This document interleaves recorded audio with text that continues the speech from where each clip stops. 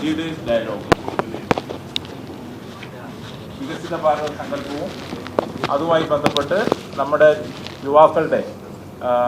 യുവാക്കളുമായിട്ട് പ്രധാനമന്ത്രി ആശയവിനിമയം നടത്തുന്നതിലൂടെയാണ് ഈ ദിവസങ്ങളിൽ നടക്കുന്നത്.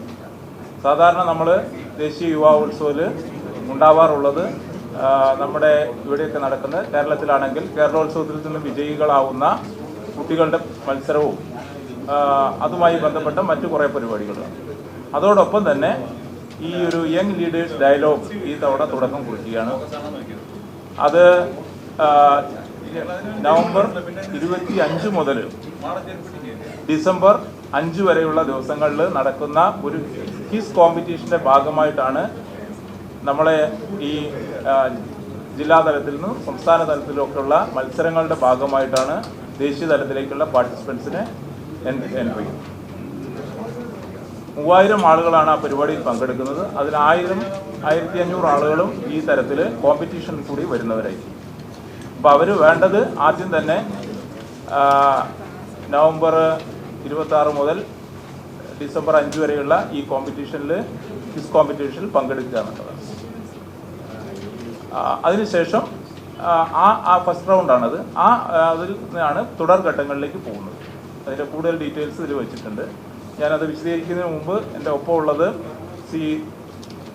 സ്പോർട്സ് അതോറിറ്റി ഓഫ് ഇന്ത്യയുടെ റീജിയണൽ സെൻറ്ററിൻ്റെ ഡയറക്ടർ ശ്രീ ദണ്ഡപാണി, അതുപോലെ തന്നെ നമ്മുടെ ശ്രീ മുഹമ്മദ് അനസ്, നിങ്ങൾക്കറിയാം കൊല്ലത്തുകാരനാണ്, ഒളിമ്പ്യനാണ്. അതുപോലെ തന്നെ ഡാൻഡി ജ്യോതിക, അവർ ആന്ധ്രാപ്രദേശിൽ നിന്നുള്ള ഒളിമ്പ്യനാണ്.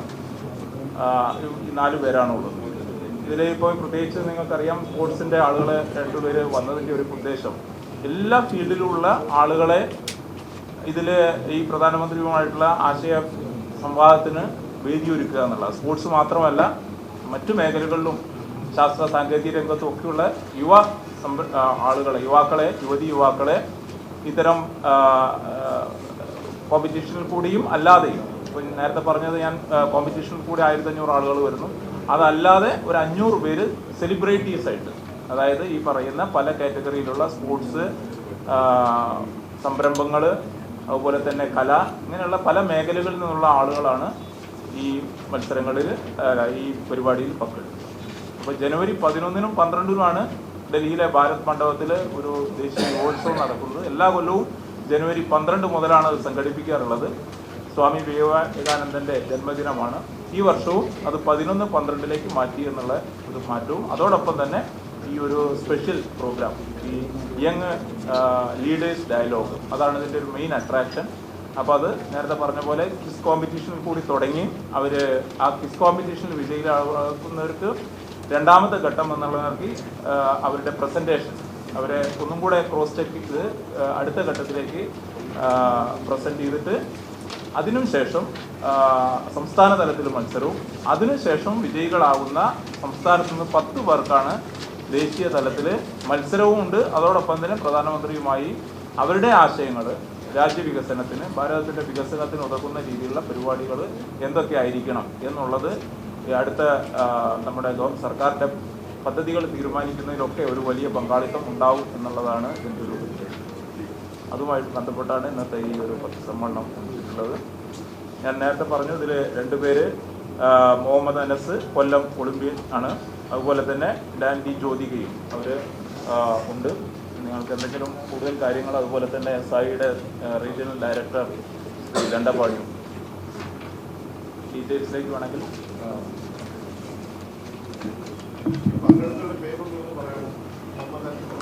മുഹമ്മദ് അനസ് ഒളിമ്പ്യൻ 400 മീറ്ററിലെ അതാണ്, കൊല്ലത്താണ് സ്വദേശം.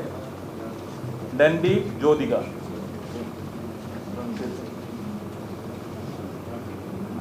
ഡൻഡി ജ്യോതിക ശ്രീ,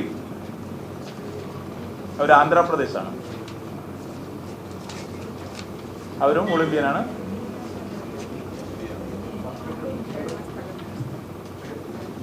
ആര്? എൻ്റെ പേര് അനിൽ കുമാർ, നെഹ്റു യുവകേന്ദ്രയുടെ സ്റ്റേറ്റ് ഡയറക്ടറാണ്. ശ്രീ ദണ്ഡപാണി സർ, ദണ്ഡപാണി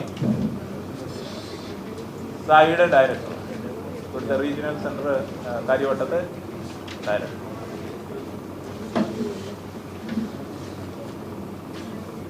ഈ ക്വിസ് കോമ്പറ്റീഷനിലെ രജിസ്ട്രേഷൻ മൈ ഭാരത് എന്ന് പറയുന്ന ഒരു പ്ലാറ്റ്ഫോം ഉണ്ട്, മേരാ യുവ ഭാരത്. ആ പ്ലാറ്റ്ഫോമിൽ നിങ്ങൾ മൈ ഭാരതിൽ രജിസ്റ്റർ ചെയ്യുന്നത് സാധാരണ നമ്മൾ ഇപ്പോഴൊക്കെ കുറേ ആയിട്ട് ഒരു കൊല്ലമായിട്ട് കഴിഞ്ഞ തവണ പ്രധാനമന്ത്രി ലോഞ്ച് ചെയ്ത ഒരു സ്കീമാണ് ഈ മൈ ഭാരത്. അതായത് യൂത്ത് ആക്ടിവിറ്റീസിൻ്റെ ഒരു അംബർല സ്കീം. അതിൽ പോകുന്ന സമയത്ത് രജിസ്റ്റർ ചെയ്യുന്ന കുട്ടികൾക്കൊക്കെ 15-നും 29-നും ഇടയ്ക്ക് പ്രായപരിധിയിലുള്ളവരാണ് നമ്മുടെ ദേശീയ യുവജന നയം അനുസരിച്ച് യൂത്ത് എന്ന് അതിൽ പറയുന്നത്. 15-നും 29-നും ഈ ഇടയ്ക്ക് പ്രായപരിധിയിലുള്ള ആർക്ക് വേണമെങ്കിലും ഈ ഇതിൽ രജിസ്റ്റർ ചെയ്ത് ക്വിസിലേക്ക് പോവാം. ആ ക്വിസിൽ പോകുന്ന സമയത്താണ് അടുത്ത ക്വിസിൽ വിജയികളാവുന്നവർക്ക് അടുത്ത ഘട്ടത്തിലേക്ക് അവരുടെ ബ്ലോഗ് റൈറ്റിംഗ്, അതുപോലെ തന്നെ അവരുടെ പ്രസൻറ്റേഷൻ, ഇങ്ങനെയുള്ള 2 ഘട്ടങ്ങളുണ്ട്. അതിൽ ഇതിന്ന് വിജയികളാകുന്നവരെയാണ് നമ്മൾ അതിലേക്ക് ഇടുന്നത്. അതൊരു കോമ്പറ്റീഷൻ മോഡാണ്. പിന്നെ സംസ്ഥാന തലത്തിൽ ഇവരുടെ ഒരു പ്രസൻറ്റേഷൻ വേറെ തന്നെ ഉണ്ടാവും. അതിന്ന് നമ്മൾ 10 പേരെയാണ് ഈ കേരളത്തിൽ നിന്ന് ഇതിൽ പങ്കെടുക്കാൻ വേണ്ടിയിട്ട് എടുക്കും. അപ്പോൾ ഇതിൽ ഏറ്റവും അട്രാക്ഷൻ പറയേണ്ട ഒരു പ്രത്യേകിച്ച് കാര്യം ഇവരുടെ ഈ രജിസ്ട്രേഷന് വേണ്ടിയിട്ട്, അതിനുകൊണ്ടാണ് 25 മുതലാണ്, ഈ നവംബർ 25 മുതലാണ് രജിസ്ട്രേഷൻ തുടങ്ങുന്നത്. രജിസ്ട്രേഷനിൽ എല്ലാവർക്കും പങ്കെടുക്കാം. അവർക്ക് അവരുടെ പ്രസൻറ്റേഷൻ അവതരിപ്പിക്കാനുള്ള ഒരു അവസരമാണ്. ഒരു ഇന്നോവേറ്റീവ് ഐഡിയ ആണ് ഈ തവണ പുതുതായി കൊണ്ടുവന്ന്. പ്രധാനമന്ത്രിയുമായി ഒരു ദിവസം, ജനുവരി 12 മുഴുവൻ സമയവും പ്രധാനമന്ത്രി ഇവരോടൊപ്പം ഉണ്ടായിരിക്കും. അവർക്ക് അവരുടെ ഐഡിയ പ്രസൻറ്റ് ചെയ്യാം. അതോടൊപ്പം തന്നെ വികസന കാര്യങ്ങൾ, രാജ്യത്ത് ഇനി മുന്നോട്ട് പോകേണ്ട കാര്യങ്ങളിലേക്കൊക്കെ അവർക്ക് ഡിസ്കഷൻ നടത്താം എന്നുള്ളതാണ് ഇതിൻ്റെ ഒരു അട്രാക്ഷൻ.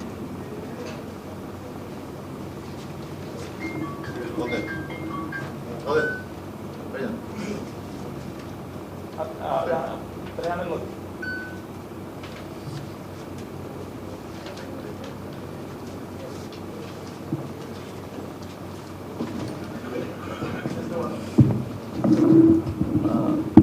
തീർച്ചയായിട്ടും ഇതൊരു വളരെ നല്ല ഒരു പ്ലാറ്റ്ഫോമാണ്. കാര്യം അത്ലറ്റ്സിനെ സംബന്ധിച്ചിടത്തോളം യങ് ജനറേഷൻ്റെ തോട്ട്സും എന്തൊക്കെയാണ് നമ്മുടെ ഗ്രാസ് റൂട്ട് ലെവലിൽ കൊണ്ടുവരേണ്ടെന്നുള്ളതും, പിന്നെ ഇന്ത്യയുടെ സ്പോർട്സ് കൾച്ചർ ഡെവലപ്മെൻറ്റിന് വേണ്ടിയിട്ടുള്ള കാര്യങ്ങൾ യങ് ജനറേഷനിൽ നിന്ന് അറിയാനും അത് പ്രധാനമന്ത്രിയുടെയും രാഷ്ട്രപതി എല്ലാവരും ഉൾപ്പെടുന്ന ഒരു സ്റ്റേജിൽ പങ്കെടുക്കുവാനും പങ്കെടുത്തിട്ട് അവരുടെ ഉള്ളിലേക്ക് നമ്മൾ പറയുന്നതിനേക്കാൾ നല്ലത് യങ് ജനറേഷൻ പറയുമ്പോൾ ഏറ്റവും കൂടുതലായിട്ട് അറിയാൻ സാധിക്കുന്നതാണ്. തീർച്ചയായിട്ടും ഇതൊരു എല്ലാ മേഖലകളിലും വളരെ പ്രയോജനപ്പെടുന്ന ഒരു പരിപാടിയാണ് ഇന്ത്യൻ ഗവൺമെൻറ് നടത്താൻ പോകുന്നത്.